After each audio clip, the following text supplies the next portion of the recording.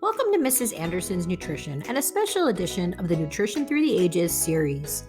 In this video, we will look at a lesser known pattern of disordered eating, known as orthorexia. This video is going to be a bit different from the rest of the series, as not only does the topic hit close to home, I think it will additionally dispel some customary beliefs about what attaining health through eating behaviors looks like. There is a common misconception that all dietitians are super rigid in their opinions of healthy eating. Belief that we judge what others are eating, belief that we automatically agree with every new diet, and especially belief that the work of all dietitians centers on helping people lose weight. And while some of that may have been true in past decades, many newly certified dietitians have a much broader opinion of what health actually means, and our work looks quite different. Having said that, it's also common knowledge within dietetic programs and the field of dietetics that some folks are attracted to the work because of their own disordered eating behaviors, and that they either come out of their education aware of their behaviors and make efforts to find peace, or they unfortunately become more efficient with their disordered eating behaviors. I luckily fall into the first category. So what is orthorexia? At its base, orthorexia is when an individual becomes pathologically fixated on eating clean. It's described as an excessive preoccupation with healthy eating, wherein the individual attaches inflated value to some foods and aggressively avoids foods that don't fit the individual's established standards. It's important to note here that there's absolutely nothing wrong with choosing and including foods that make you feel better, think better, and generally provide what your body needs. I think for many people, this is a goal they aim for. And the basic concept and lifestyle of choosing foods that provide nutritional benefit when accessible has been around for years, with clear success when it comes to mitigating chronic disease risk. So when does eating foods that are good for you turn bad? I spent most of my late 20s and early 30s obsessing over the idea that eating foods that aren't providing a cachet of nutrients are not only pointless, they're bad. I gave up sugars, including honey and maple syrup, and alcohol for whole years at a time. I reduced my intake of store-bought processed foods. I didn't eat any kind of white breads. I didn't keep foods I deemed to be bad in my house. At varying times, I was vegetarian, I was vegan, I was pescatarian. I regularly said no to celebratory desserts, restaurant meetups, and shared meals because I couldn't control what ingredients were used.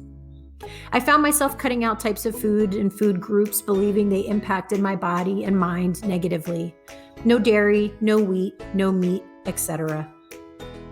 I had some favorite encyclopedia-style books that discussed good foods, broken down to their most basic components, filled with explicit instructions of how best to prepare and or cook the foods to avoid nutrient loss or enhance their benefits. I was fully invested in my world revolving around what I ate and what I planned to eat next. I pushed myself through detoxes and cleanses over and over again, even though there were times I readily recall not being able to stand up without being lightheaded due to a lack of nutrition. One experience with a particular cleanse stands out. It was organized by the days in which foods were allowed to be added back into my diet. After days of minimal caloric intake, basically just clear liquids from what I can recall, I was permitted to physically eat a select group of vegetables. My excitement was palpable. I had been daydreaming about this huge head of broccoli in the fridge and was all set to get it ready, but when I opened up the bag, it was covered in aphids. Seemingly hundreds of tiny insects were blocking me from reaching some degree of satisfaction. I tried to wash the bugs off, but they were all over.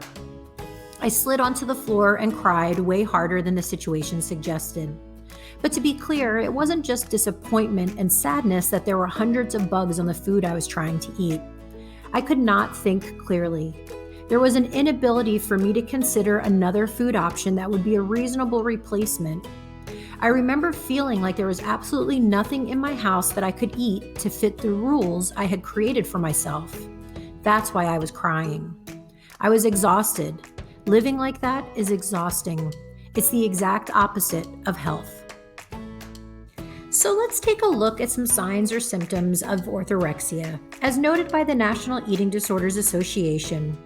Behaviors could look like compulsive checking of ingredient lists and nutrition labels, cutting out an increasing number of food groups, all sugars, all carbs, all dairy, all meat, all animal products, etc., an increase in concern about the health of ingredients, an inability to eat anything but a narrow group of foods that are deemed healthy or pure, spending hours per day thinking about meals or what food might be served in an event, showing high levels of distress when safe or healthy foods aren't available, refusal to eat food for which an individual is unclear about preparation methods or ingredients, refusal to eat food an individual has not prepared themselves, refusal to eat foods that weren't produced, prepared in a specific way, or including ingredients an individual considers pure, such as organic or farm to table, etc.